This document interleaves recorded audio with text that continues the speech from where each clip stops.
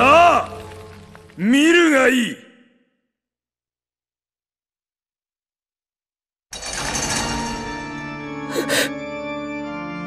タルト、どうして。者ども聞くがよい。この女は村外れをさまよっていた愚か者だ。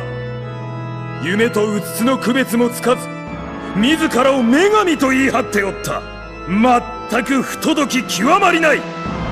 この神聖帝国において神の名を語るなどとはな。だから処刑することにした。Hello everyone, this is Red from Red's Third Dimension Gaming, and today I'm bringing you a review on Tears to Tiara II, Heir of the Overlord. And this is a strategy role-playing game produced by Aquaplus, and it is really good. The story is good and the gameplay is an easier version, so let's review the pros and cons of this game. So the plot of Tears to Tiara II is about a forgotten goddess and an overlord. The first character you meet is Hamilcar, and he is the successor of Hispania's throne. He's supposed to be the successor. He's getting beat up. He doesn't have a lot of fight in the beginning, and he's a dumbed down character at first. At the beginning of the game, you get to see Hamilcar and his people getting mistreated by the Holy Empire. These are the ones going around his country, controlling everything and conquering it. Basically, Hamilcar and his people are slaves to the Holy Empire. In the beginning, you'll see him getting whipped and slashed, and it is quite brutal. Later on that night, he meets this war goddess named Tart, and their adventure starts there. This game takes 80 hours to complete, and the payoff is great. The conclusion of the game actually really good from what I've heard, and it doesn't disappoint. I have had the game 2 weeks early, and I have not gotten near the 80-hour mark, but I can tell you that this is a great JRPG, strategy RPG adventure. If you played the original Tears to Tiara, it is very similar to the last game. There have been a couple additions to the game that let you ride animals, and this is kind of similar to Disgaea D2's. Like I said, is like an easier version of Disgaea. Disgaea has a lot of different gameplay elements. This game, not so much. It's really easy, and the game does make you grind a lot. You're getting so many hours into this game and gameplay because of the fact that your enemies' levels and equipment will become much better than yours from battle to battle. So grinding will become your best friend in this game, and it's fun. It's not a weird new strategy game that is trying something and failing. It is something simple and easy. But then again, if you don't grind, you're going to have a bad time. So the story becomes really deep, and the gameplay is good. But are the graphics? The graphics are absolutely not that good at all. But I can forgive all of that with this story narrative.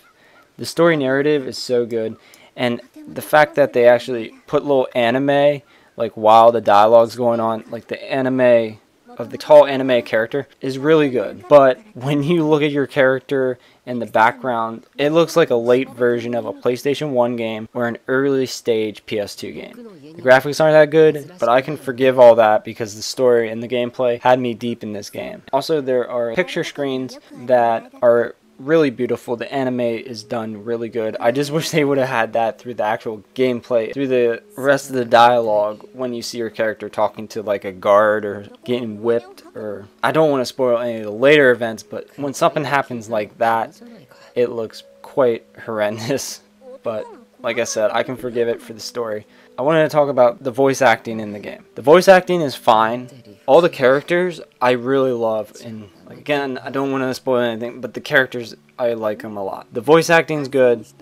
I just wish there was an English option of the game. I know a lot of people like Japanese voices, but I'm one of those people that likes the English voices in the game. And they've had over a year to work this out and make an English version. I just wish they would have attempted to put English actors in there, but it's fine. A lot of people, as long as they got the subtitles, which they do, they have English subs in the game, they'll like it. So it probably won't be a disappointment to a lot of people, but it's a disappointment to me because I like hearing the English voices instead of reading dialogue scripts underneath of them. And it's kind of a problem and also not a problem, but some of these scenes go on for over 3 hours long. So be prepared. If you like Metal Gear Solid, this literally beats Metal Gear Solid into the ground when it comes to dialogue. Some of this dialogue lasts over 3 hours long. So be prepared. There will be a lot of talking in all Japanese with English subs. So those can get kind of lengthy and it can make you very tired. So you're going to want to spread this game out from day to day. I could not play the game like that every single day, so I had it spread out and I ran out of time, so I'm doing a review now. But I will eventually finish the game, and it is starting to draw me in even more every time I play the game. Overall, the game has a solid story. The gameplay mechanics are an easier version of Disgaea. The graphics aren't so great, but then the anime styled people, dialogue, and the picture set pieces looks good. The talking goes on for a long time. This can be considered a bad thing or a good thing depending on the person who's playing the game. So be prepared if you're going to buy this game for really long dialogue pieces. And the last disappointing piece is there's no English speaking in the game at all. But the game overall is good. I'd give the game an 8 out of 10. It's a really fantastic game.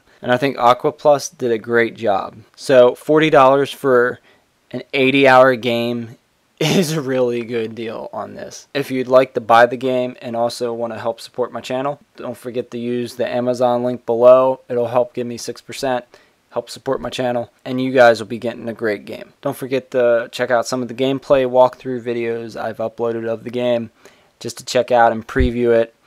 And thank you guys for watching. Don't forget to thumbs up, comment below, and subscribe. See ya.